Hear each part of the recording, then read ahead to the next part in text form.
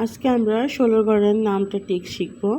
তো প্রথমে আমরা 16 ঘরের নামটা টিক্সে লেখার জন্য প্রথমে 1 2 3 4 5 6 7 8 9 10 এভাবে ক্রমান্বয়ে লিখে নেব। তারপরে আমরা 6 ঘরের নামটা পড়ব।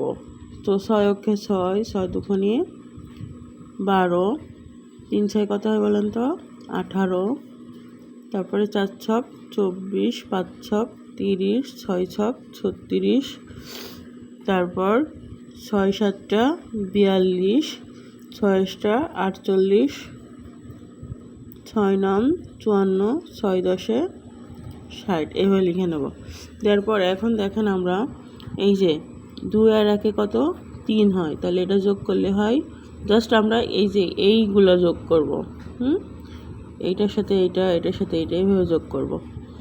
তো যোগ করার পর দেখেন এখানে 16ই থাকছে, এখানে 2 আর 1 কত 3, 3 আর 2 32, এখানে 3 আর 1 4 আর 40, তারপরে 4 আর 2 কত 6, 6 আর 4 আছে দিকে 64, এটা 5 আর 3 যোগ করলে 8 80, এটা 6 আর 3 যোগ করলে 9, 7 আর 4 যোগ করলে 11,